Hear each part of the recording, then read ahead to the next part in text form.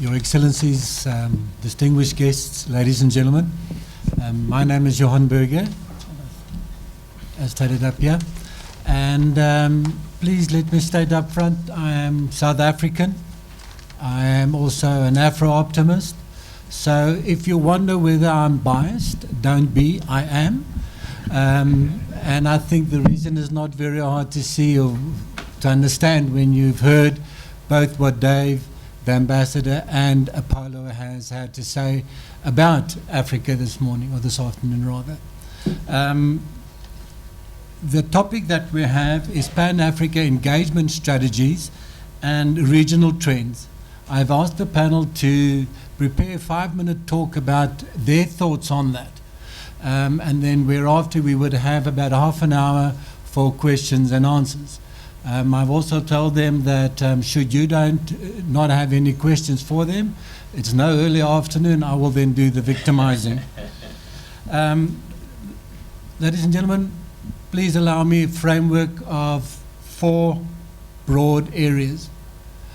First of all, if we have a look at regional, or rather Pan-African engagement strategies, the role that institutions are playing. We have, as an obvious one, the African Union, and what it needs to do to make sure that Africa works together. Because there's an old saying that either you stick together or you hang separately.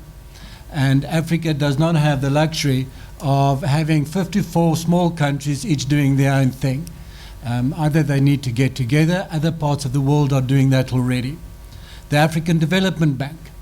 I would like to quote what the previous head of the African Development Bank had to say, where he questioned or posed issues about what was the problems of Africa.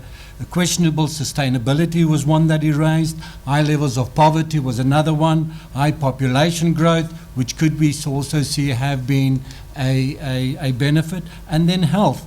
And from that, ladies and gentlemen, he had 5 key growth areas that he said Africa needs to focus on, and which he would take the African Development Bank on a journey to get that. And first of all, it had to do with boosting infrastructure.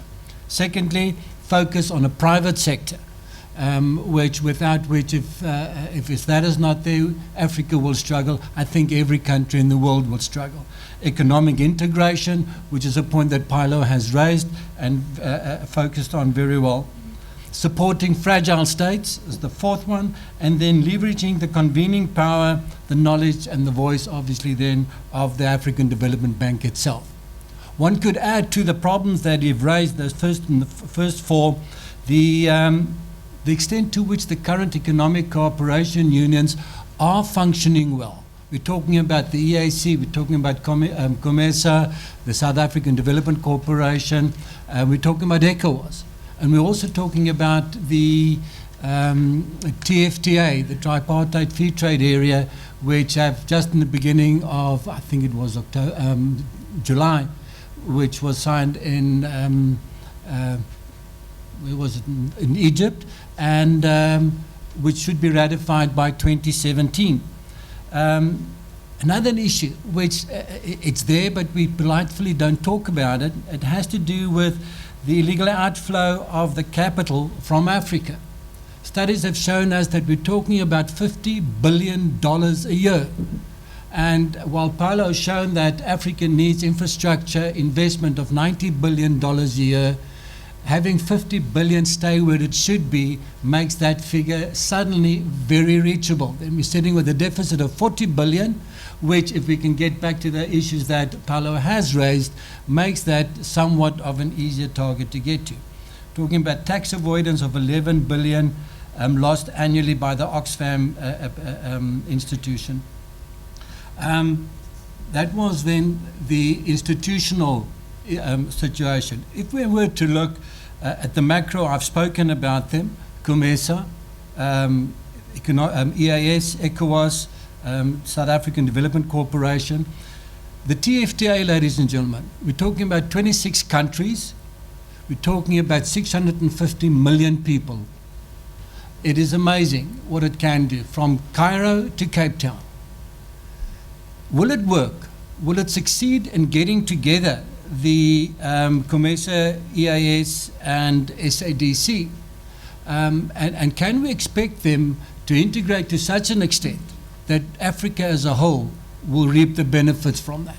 And will it allow investment opportunities for countries from outside? Not aid as Paulo has showed, but investment.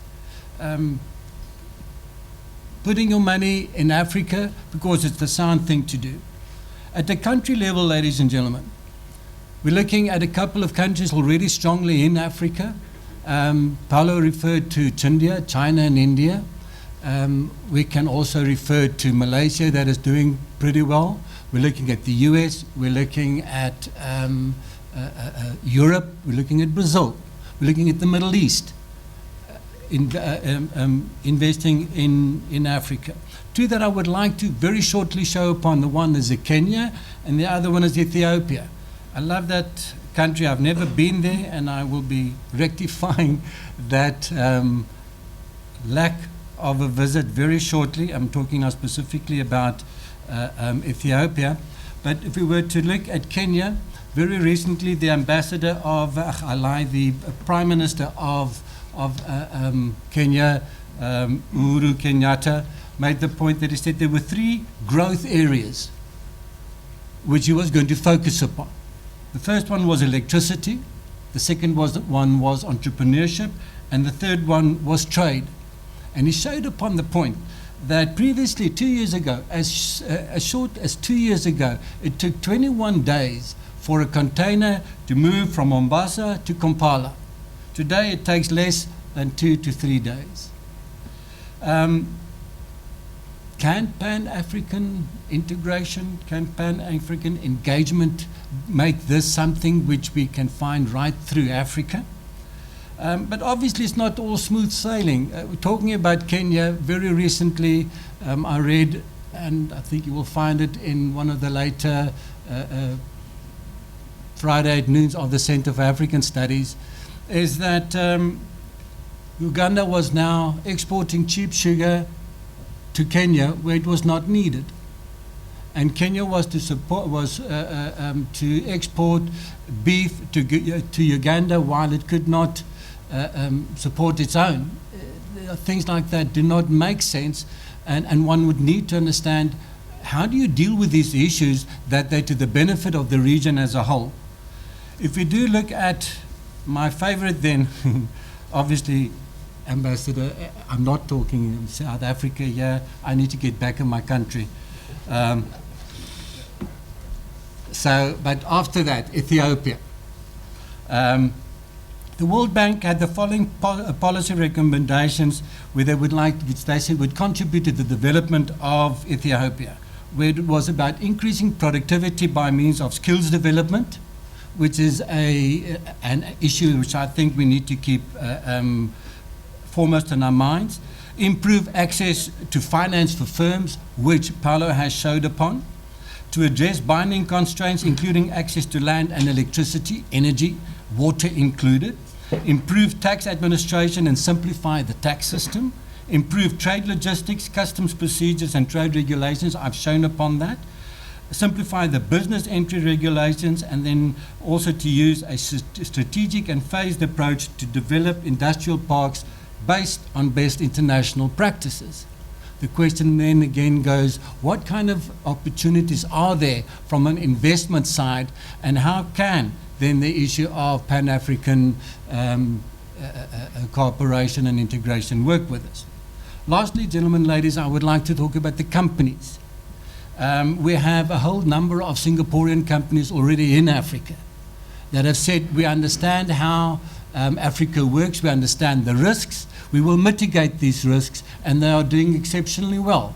I'm referring here to a Tolaram, to a PIL, to a Walmart, to a Indorama, and to an Olam. But also, obviously, I need to also look at the South African and other countries, or companies rather, that have moved into Africa. You're sitting with South Africa, that is probably the largest intra-FDI supporter in Africa. And we're looking at companies such as SAB Miller, with its strategies, expansion strategies into Africa. You're looking at clothing, You're looking at food retail companies that have gone into Africa, that have seen the opportunity, and that can benefit from the logistics and to make Africa that much more a better place to live in and to trade in. Ladies and gentlemen, I think those are sufficient issues that I would like to put in front of you, that to say from a Pan-African integration perspective, an engagement perspective, what is it that can be done and should be done, and how has it been done?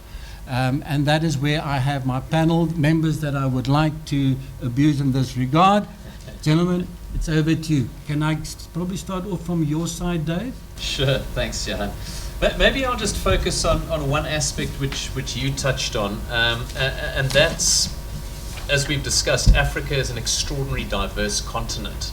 Now, diversity can be a strength or a weakness. I would perhaps play a little bit of devil's advocate and say that some of the trade attempts to pull together to create much more efficient economies, to create scale, to create opportunities which are perhaps more compelling because they've been pulled together, have fallen way short of where they should have.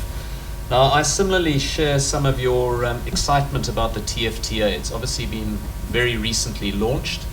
I do think that has the opportunity to create enormous wins. But the reality is, you look at something like agriculture. Africa was a net exporter of food in the 1960s. It is no longer. Okay, it's been a net importer of food for the last decade or two. And I think there's an example of an opportunity which we haven't grasped because we haven't organized ourselves in a smart enough way. It clearly requires you to put aside nationalistic tendencies. It clearly requires you to try and see the greater good. It needs you to be realistic about identifying what your core competitive advantage is as a country or a region, and to try and make that what you lead with. But undoubtedly, I mean, the opportunity is extraordinary. I do think that we've got quite a long way to go as a continent in terms of creating a framework which is meaningful, which does genuinely break down borders, which lowers costs, which increases efficiencies, and which makes the whole much more attractive than the parts. I'd leave it there. Great. We will get back to you later Yes. on. Make no mistake. Jaya, your thoughts? Well, thanks, Johan, and thanks to NTU and SBF for the invitation to be on this panel. I'll just make maybe 3 or 4 points. I'm here with IE Singapore, and I think most of you would be familiar with the organization. Our work is really about working with and helping Singapore companies to move overseas, and in my case, into Africa. If I can just share with you how we as an organization look at Africa and some of these issues that we've been talking about. We use the term Africa liberally, but I think once we get down into trying to make a business case, it's very important to break it down into digestible pieces. As was mentioned earlier, it's 54 countries. And I think it's probably impossible for anyone, any company, even the largest Fortune 500 companies, to really say that they've covered the continent. So as far as we are concerned, we're a government agency, we have a fair deal of resources, but even ourselves, we have chosen to really just focus on 10, 11 out of that 54 for now. And I would say we are in phase 1 of our engagement with Africa. It's such a huge opportunity, but there are also many challenges. And so we're just trying to be practical and realistic about how much we can do. And we've selected 10, 11 countries to do that. So I would say the first thing really, Pan-Africa, yes, I think it's nice to concept, but I think realistically it's very important for businesses to look at your capabilities, look at the opportunities, match it, and then make some priorities in terms of how you allocate your resources.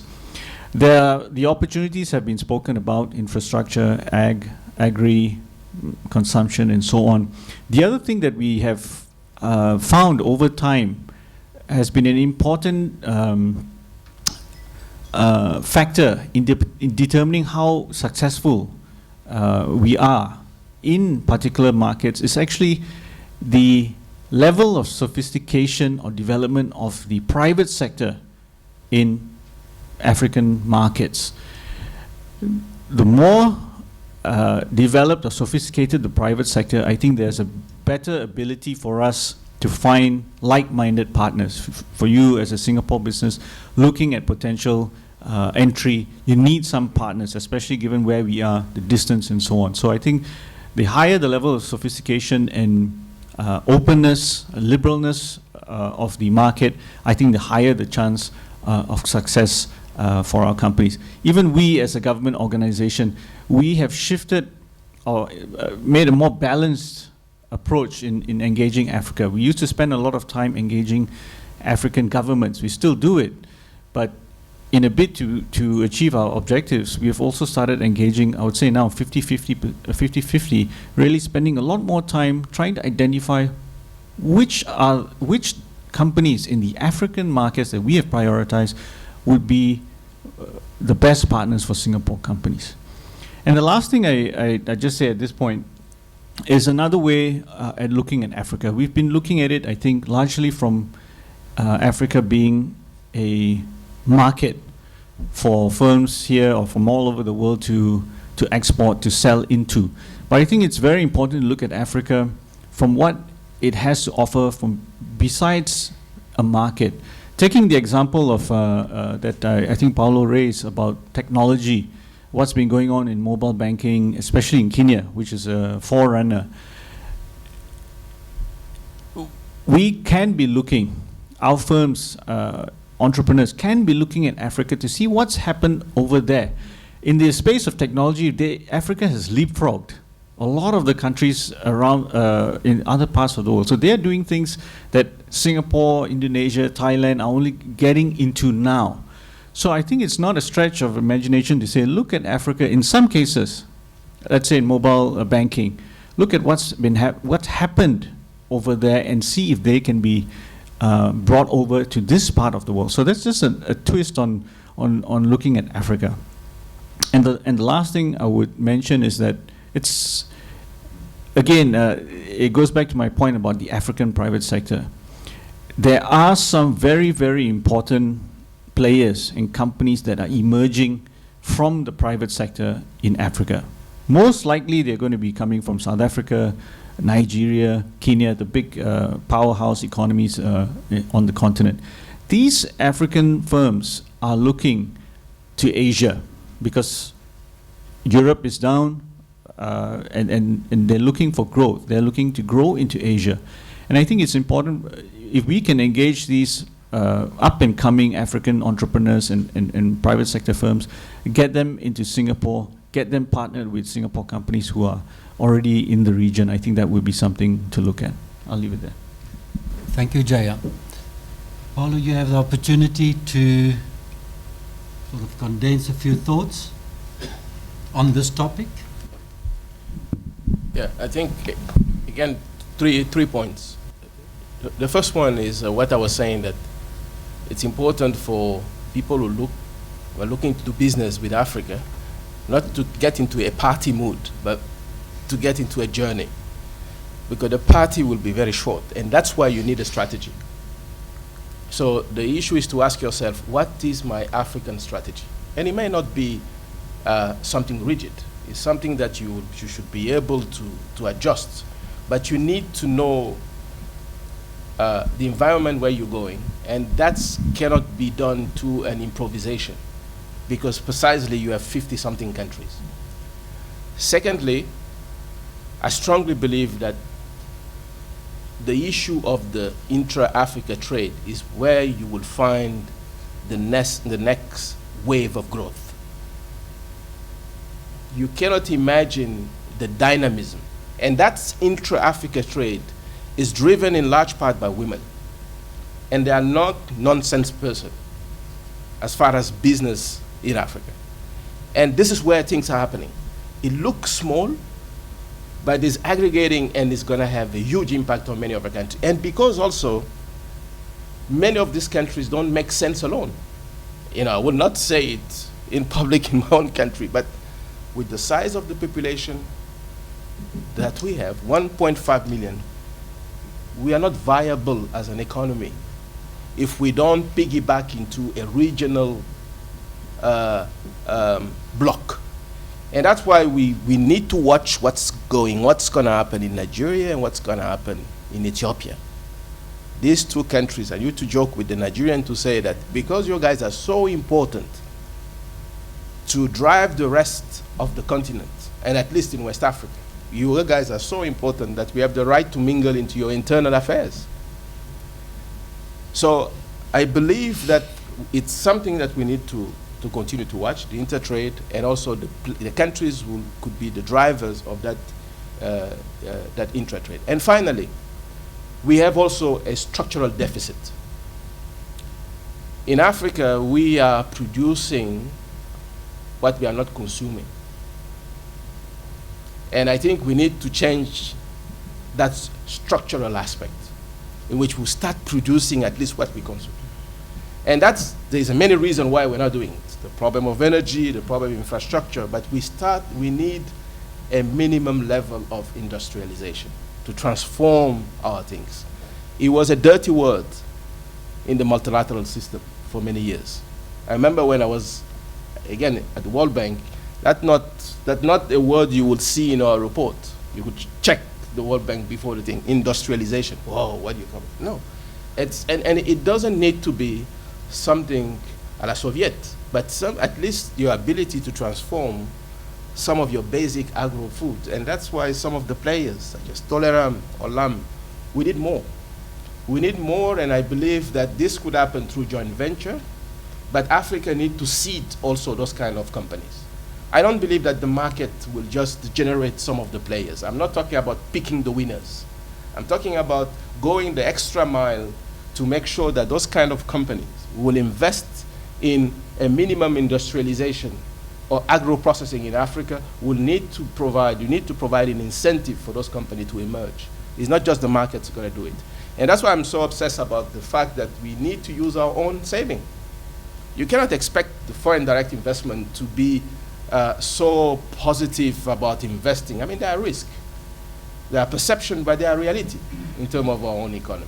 So I see Africa to seed some of these investments through funds, through different instruments that will encourage multinationals to come. I mean, Singapore at the beginning opened to multinational. I think at a time where Africa was very critical about multinational company. But we saw what it has brought in terms of knowledge, capability, and capital, and modus operandi. I think we need to go to the same, but Africa needs to seed that process by putting also its own money. And we have this own money. If we decide to be innovative about our reserve, about the incentive we provide to banks, that one will happen. So that's kind of a conclusion I wanted to bring on what I've said so far. Thank you very much, Paulo. Ambassador? I have said enough. I think let me get Neil to give you a different perspective. I think you have heard my perspective. So can I hand it over By to all you means, first, sir, and but then I maybe will I'll come get back you again. to victimize you just now. Thank you. Just a few comments. I think these earlier speakers have already provided a lot of perspective and probably a lot more analysis and in-depth understanding of what is the way to look at Africa. But just to repeat a few of the points that they have raised and put in a different perspective. I think Africa is not one continent, but it's very, very diverse. So you need to look at Africa in many different ways. You need to look at it first, I think, from a regional bloc alliance. I think that's been an area which many of the speakers have talked about. And some of these blocs have been very successful, have created a lot of integration. But even there are things that can be a lot better. I talk a little bit about the bloc which is closest to home for me. That's the East African Community. I think we have, through many years of disintegration, we have come back in the last 10, 15 years to really bring back the East African Community. Unfortunately, still, the political will sometimes doesn't exist, but we have seen countries like Kenya, Uganda, Rwanda just take a decision and say, whatever happens, we're going to be together, and we're going to work together. Certain countries like Tanzania, have sort of mixed agendas. They think they're part of South Africa, SADC, and they think they're part of EAC. It doesn't quite work that way. We have countries which are not even part of the East African Community. Ethiopia, creating, I would say, very, very strong links with particularly Kenya, in power, in transportation. We are building the LAPSET corridor, which will connect Lamu port by road, rail, oil pipelines into Uganda, into Rwanda, into South Sudan, and into Ethiopia. And it'll open up huge parts of the continent, particularly in southern Ethiopia and in South Sudan. So there are huge, very important opportunities that will come about with these regional blocks. The second area, I think, which, another way of looking at Africa is to really see the specialization that's happening. We talked about some countries becoming industrial forces. If you talk about, Kenya, to be more specific, we see a lot of growth taking place in infrastructure and logistics because it's feeding. Kenya feeds the various neighboring countries with all the trade and services. We see specialization coming through different areas, for example, in Kenya, which has been talked about through technology. And certainly, when I was there a month ago, I was quite surprised to see the head of Microsoft, Mr. Satya Nadella, come to Kenya for 1 week. For the CEO of Microsoft to come to any African country and spend a week is making a statement. And he came there to launch Windows 10. Again, why come to Kenya? Why come to Africa? It's a statement for the future. It's what the potential is. It's where the growth lies. I think last area is really to look at where the possibilities are, and that's no longer in aid. It's in business. It's in investment. It's in trade. President Obama came to Kenya a month ago, and his focus was very clear. He didn't come to talk about politics. He didn't come to talk about, of course, I'm sure he talked about insecurity, regional problems, but basically he came to talk about business. And that's where the focus is. He came to speak at an entrepreneurship conference, and he came to talk about the opportunities that Africa provides for business. So I think the whole agenda is shifting away from aid. It's shifting to investment, local, foreign, infrastructure, all kinds of activity. China, Asia, India. I think the approach has changed, and that's why one of the key areas is, we always tell people who want to come and look at investing in Africa, don't depend on the governments. That's the last place where you want to go. That's the best place not to succeed. Focus on the private sector. There's a dynamic, very, very fast-moving private sector all over Africa, and they do a great job. So really that's where the source of partnerships for engagement for Singapore companies has to be. Thank you. Thank you very much. Ambassador, you'd like to Well, I have nothing much to add to what I have said, but I've always, together with SBF, our Africa Business Group, IE Singapore, and now with the Center for African Studies, our message is very clear. Don't overlook Africa. We will miss the boat. We are already no more having the first mover advantage. Other countries have moved in very fast, very rapidly, and it is closing in. I was this morning. I was in another seminar, sharing how to do business in Israel. It is amazing what this small country, it's like Singapore. We have no resources, small. How innovative these people are, and of course the topic there was mostly about cyber security and IT, the technologies and all that. And they are looking at Africa very, very closely, and I think they have already made many inroads. I think this is where we could partner with third countries. I think whilst we may not have the strength of individually to go to Africa, maybe we could, and I think the word was, you was Piggy right, I think we can join hands with countries in other parts of the world who have strengths in Africa. Dubai, for instance, has tremendous startup opportunities to get into Africa.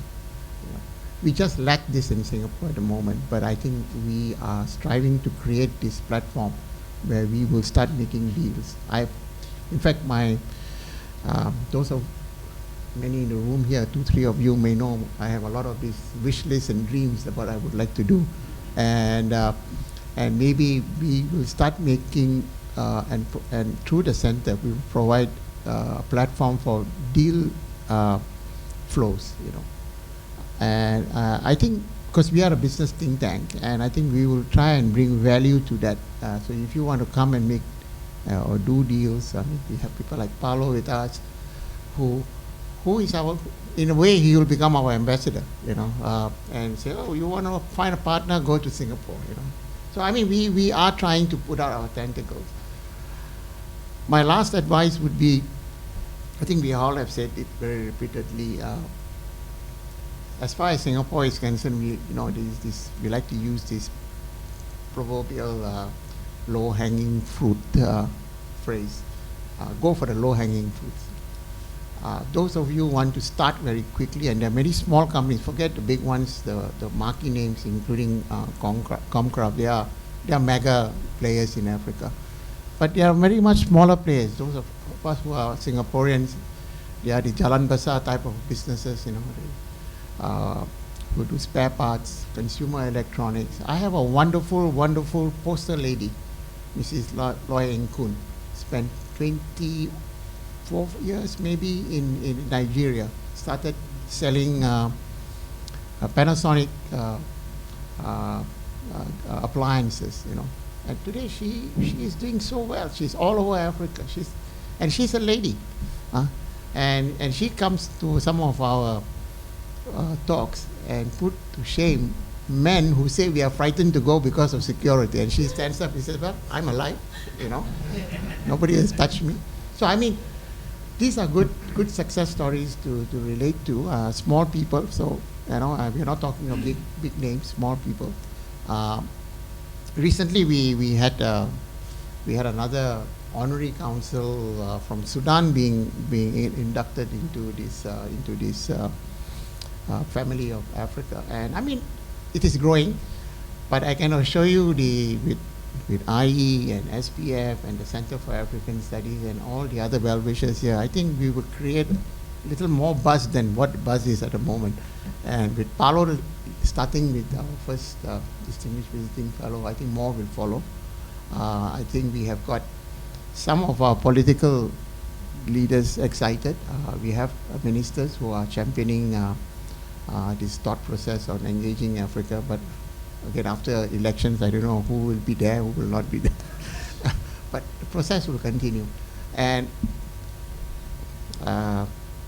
in deference to my very senior friends here, I think why we cannot and will not get Africa very quickly under our belt is until we get some political clarity on how we wish to engage Africa.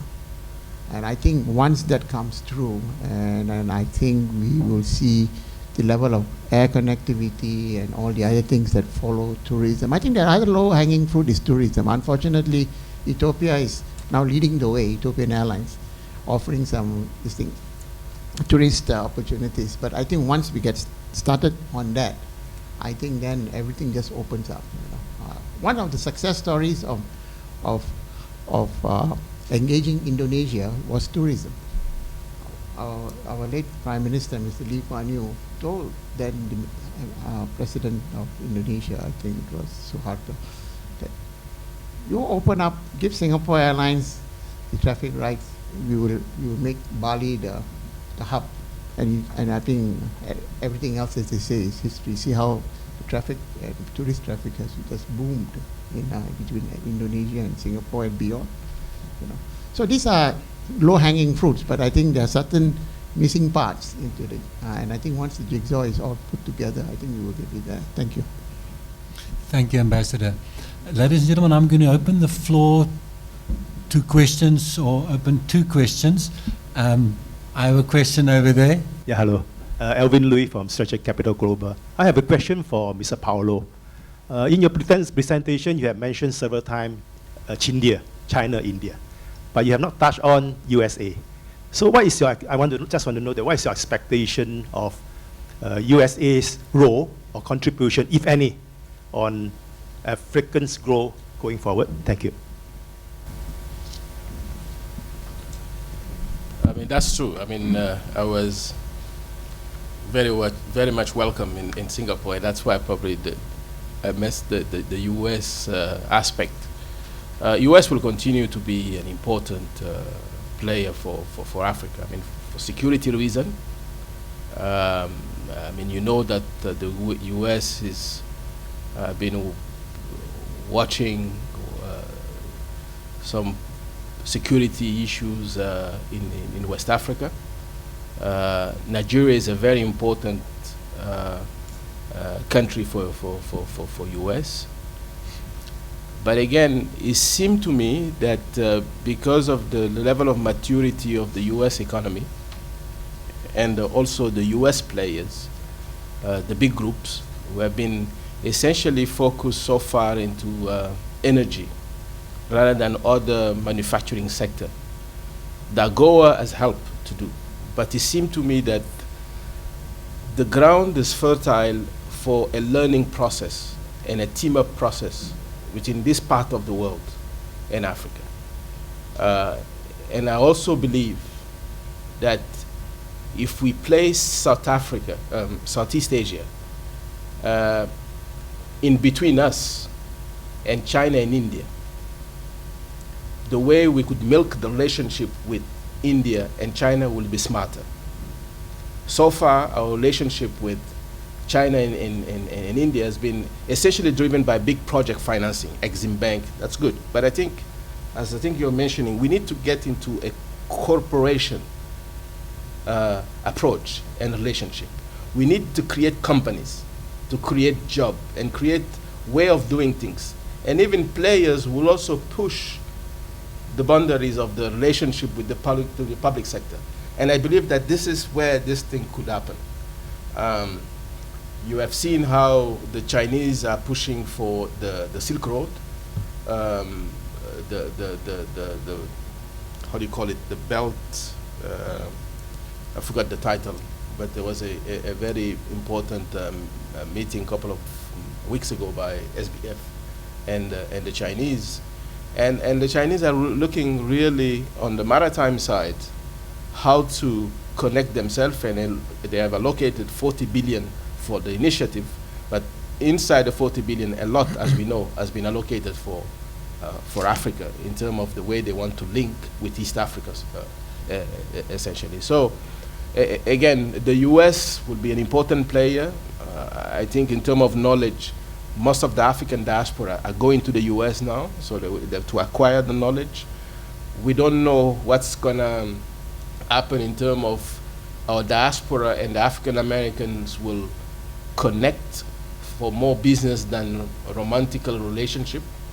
That could determine how the US also will push, and Obama has arrived, as you say, and has changed the way we operate with them. But I strongly believe that the smartest platform for that relationship with Asia, if we all agree that this century is East, you need a hub, and the hub is Southeast Asia. Thank you very much, Your Excellency.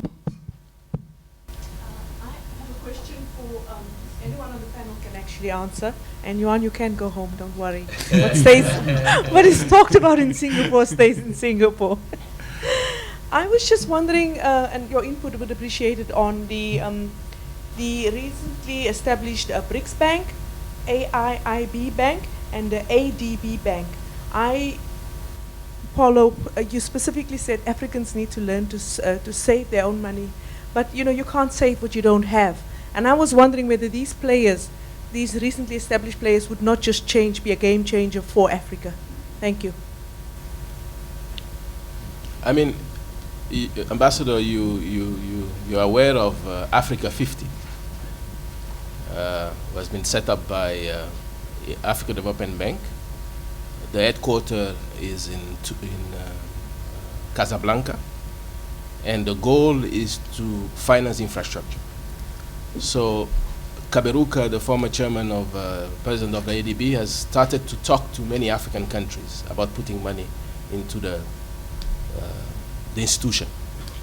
Some have responded. I think now they're in the region of 20 billion, or close to 20 billion. And this will essentially finance infrastructure. When I was at the bank, the Chinese engaged with the Americans about the issue of increasing their share into the IMF, and they wanted more voice. And we tried to discuss that, but it was impossible to have the American focus on that. So we basically drove the Chinese toward creating their own, the bank. And it's the reality. I think everybody now is embarking. I mean, I'm a small country. If I had the money, I would be a member of the bank. For the BRIC, the same thing. What I want to say is that there is the perception of risk. There's difficulty to do infrastructure in many of our countries. Let's be frank, in terms of packaging the project, in terms of having particular agencies to coordinate. So investors need someone to seed some of this project. And the seeding of this project has to happen through ourselves.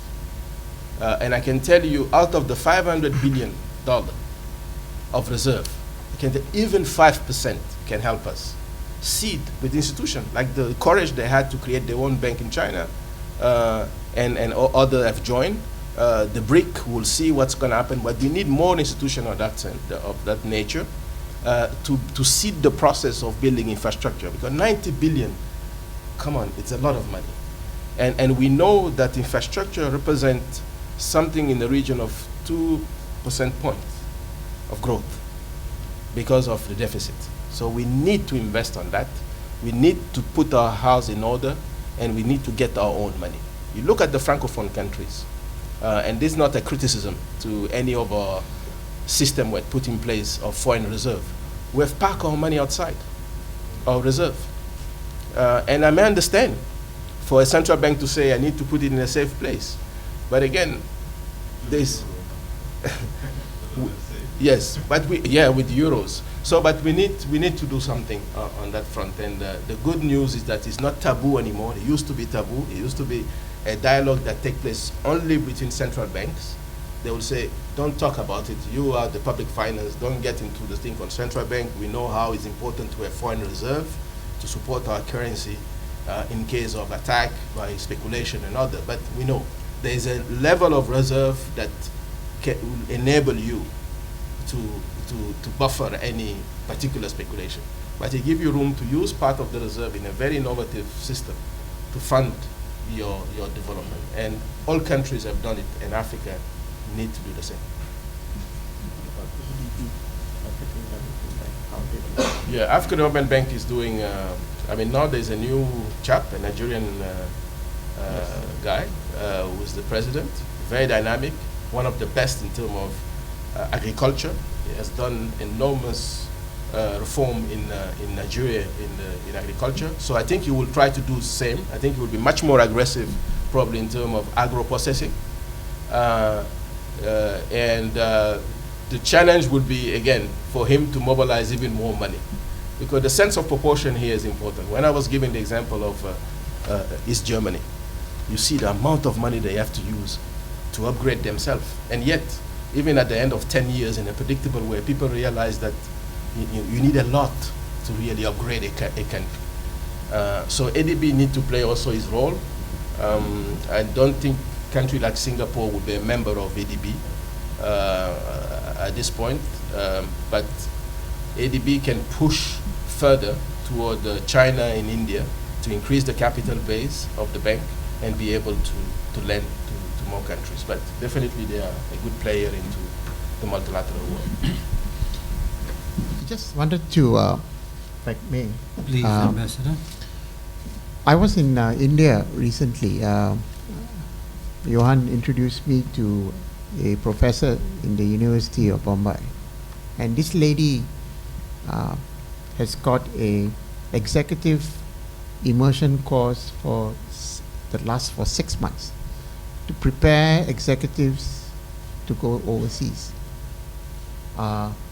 when I came back, I have discussed this with Johan, and I think we will try and bring this lady down here on a sabbatical if she can, and also start a short 6 months program for any executives or any individual who wants to go to Africa. We will provide this course at the Center for African Studies. I think the other thing that is lacking here is that we don't have enough executives who are aware or know about Africa and and the cultural issues that go along with it. By the way, Wilma, one of our very strong supporters at the center, has provided internship to students, but this is actually for students who will be interned in Wilma's African companies. There are many African companies in Wilma has, and then they would eventually be a source of employment for them to join Wilma's operations in Africa. Mr. Kwok Kun Hong, who is in charge of Wilma here, he is a strong believer, and he says, we can't get Singaporeans to work, but if I give them an opportunity to be interns, love the country, enjoy the country, and also learn how Wilma does deals, maybe they would then catch on and get and work for us. So this is all the things that we are doing to make it and facilitate a little much more aggressively on how to get its capacity building exercise also enhanced. Thank you, Ambassador. By all means. Just wanted to ask a question. I don't know whether it's politically correct to ask it, but still, I thought maybe Paulo can answer. What's being done actually to promote good governance, to combat corruption? Because that is really a pernicious thing. And businessmen are, of course, afraid to go into a continent where this has been a problem. So what actually is being done to promote good governance through the various countries in Africa? Good question. Difficult question. Good question, but again, I think that's an issue is not taboo anymore. So that's important. So in the past, we will get very defensive as African when it comes to that think of the issue of governance. Now, I don't think we are getting defensive. Probably now the debate is more on how do you fix the system. I will be frank with you. I ran for president in my own country, and I came out third in the process out of 15 candidates. And sometimes I was asking myself, I was making speech about the way I want to fight corruption, how I want to bring good governance, and also my opponent was doing the same. The guy who won actually today, the way he's behaving in the country, everybody is surprised. Even myself, I was surprised because he's a very reasonable guy. I lost, he won, he's my president, and I immediately offered to help him in the process. But when I look now how he's behaving lately, I say, what went wrong in this process between the day we were campaigning and now? And I think a lot had to do with the system also. I think we are all vulnerable. I mean, exceptionally some case, when I look at the example of in Singapore, how your founding father and the team were behaving, that's unbelievable. It's almost an exception. And I think it's good, and you see the result. But I think in Africa now, it's a mixture of having the right people, but also the right system to prevent people to get corrupt, because the system can swallow anyone with good intention once you get into that system. So what do you fix first? Is it an issue? Some people say, oh, the reason why in Singapore they are not is that they are well paid. Well, but you cannot be well paid overnight. There is a lot you can get to do to generate more revenue to be well paid. It doesn't happen by magic. So I think there are measures being taken place. You need a critical mass of people who are willing to fight against corruption, not one or two leaders, and I think Obama has raised that. It's not an issue of one person.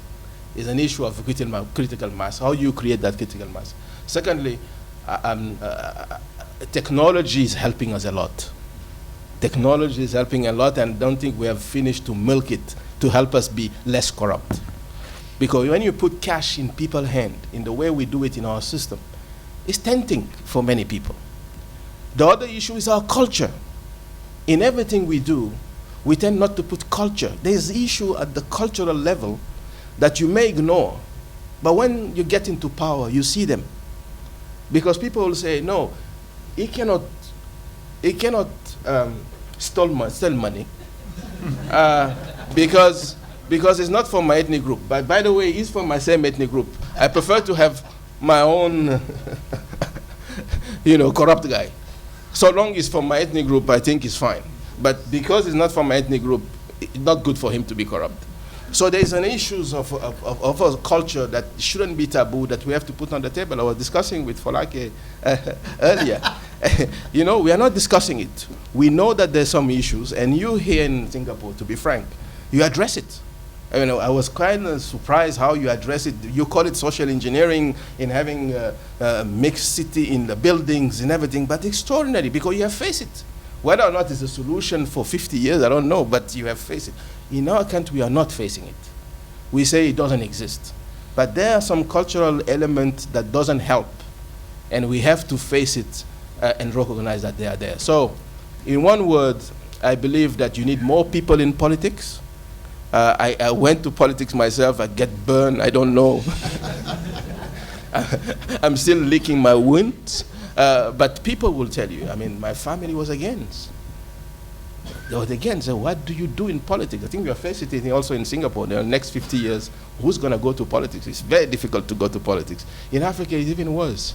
But how do you change things if you don't have people to go to politics? So, more people, critical mass, recognize our weakness culturally, face it, put it on the table, use technology. It's helping us. It can cut and reduce this thing. So it's a combination of this cocktail of issue that I believe can help us address the issue of corruption. But we have a problem, and we are not off to the wood. If I may add, companies that I've been exposed to in South Africa, they have a stated strategy: do not get involved ever. Walk away, stop, let that good go to dust, whatever the case might be. But the first time you get involved in corruption, you are locked into that system. If you talk to the SAB Millers, the Vodacoms, the ShopRites, the Pick and Pays, the Woolworths, the Fushinis, Group 5, etc., the message that comes out every time is that stay away, walk away, run away, but do not get involved in that. And the temptation is there. If you want the business, what do? But that has been the advice from companies that are in Africa and that are doing well in Africa, but that have preferred not to go the route of getting involved in corruptive dealings. But it's probably easier said than done. You have to have the necessary guts to do that. Are there any other questions, ladies and gentlemen? We should ask the businessman, how does he handle corruption? Yeah. I think, my advice would be just say no. Don't get involved into this. Corruption, I think once you get into the political system, I think has lots of other problems. And I would say that the best solution is keep away, keep out of it, and stand for what you believe in. And we have found that it works even in so-called most corrupt countries like Nigeria. We have been operating in Nigeria for decades. It's not necessary to be involved in corrupt activities. And one of the things you try to do then is don't deal with the government. The government and I would say the public system takes time to change. So you can wait 10 or 20 years until the whole system changes. But the opportunity is today. So go in there today. And you'll find most private sector businesses act just as they do anywhere else in the world. Thank you, Neil. But I'm thinking about the question, Dave Murray, is that I would like to latch onto the question that Ambassador Ngubeni asked around the role of the BRICS Bank. Beginning of July June rather, at the World Economic Forum in Africa, down in Cape Town, a number of global and African CEOs launched the Continental Business Network. And the purpose of that was to help the program for infrastructure development in Africa to get off track and to advise government on issues such as investment risk policy, project structuring, etc. Is this the kind of avenue we need to look at, where business becomes involved? Because we've heard from a couple of speakers of the role of private sector, and here you have something like that. Are we going to look at rather the BRICS banks of the world, or are you going to look at this kind of business initiative to help Africa help itself? I think you probably need both. I mean, there's no question that the private-public partnerships, those sort of think tanks, I think add enormous value. The point I would make is that you want a strategic approach to developing areas of excellence in Africa. We've already had examples of either industries or parts of industries which Africa has taken a massive global lead in. So whether it's deep level mining, coal to oil technology, ecotourism. But I mean, I think these are examples of Africa, partly because of necessity, being extraordinarily creative, being extraordinarily innovative, and actually becoming world leaders in spaces. And that to me is something that I think Africa is missing at the moment, is that, you know, real discussion about strategic opportunities. How do we capture them? We can't be all things to all people. Let's identify spaces where we do have a competitive advantage, low-hanging fruit, as previous speakers have said, and get organized around that. Create a supply chain set of efficiencies which is best of breed. And so, look, my view is that typically it is going to be the private sector often who are more creative, perhaps, have a slightly different approach to assessing risk, and typically, I would hope, would have a much more strategic reason for engaging with government. But certainly a very important part. Great. Ladies and gentlemen, I think we have one more time for one more question, if there is any. Strictly speaking, we've run out of time, but there's a few seconds left. Ambassador. I need to talk to my colleague on the far end. When you come down to in South Africa, you're going to have to engage with government, because it works like that. If you get the job, the business, you need to help the others who are still on the ground. They need to be lifted up. If you're just working with private sector, that means you're only interested in the profits, and that will not gel. That is very serious for South Africa. Maybe just to respond to that. Thank you. I would say that as a private sector business, we are probably more socially aware and more socially supportive of communities that we work in than many of the governments that we work with, that the countries that we work in. So I would say that you can certainly do a great deal of work supporting the communities and supporting the population around you, and I think that's an absolute must. I think you've hit a very core point. If you're there in Africa, it's for the long term, and you cannot just be there for the profit. You need to be there for long-term development. Right. Ladies and gentlemen, we have unfortunately run out of time. From my side, thank you very much to the panel members for your inputs, and for the speakers, thank you very much. Highly appreciated. I think, ladies and gentlemen, when you have to condense this afternoon, is that the comment was made that Africa was the last investment frontier, and you need to get in now, or you will rue the day that you took the decision not to get involved in. There are great opportunities. You're looking at the population, you're looking at growth with everything that goes with that. You're looking at the middle class that's growing in leaps and bounds. You're looking at infrastructure development projects, upstream and downstream. You're looking at the need to beneficiate and to industrialize and to move away from the pure exporting of commodities. We've not touched upon the devaluation of the yuan that had happened last week and the impact that that has on Africa. But I think even in that, it tells us something that Africa needs to be doing in order to make itself for the next 50 years, as is Singapore looking now for the next 50 years. So does Africa need to look at it. The signs are there that the going can be good. It needs to be done. It is your choice whether you're going to be part of it, or you can look outside and say, you know, I had the opportunity a couple of years ago. I didn't take it. I'm so bloody sorry I did not. Ladies and gentlemen, thank you very much. Appreciate your attendance.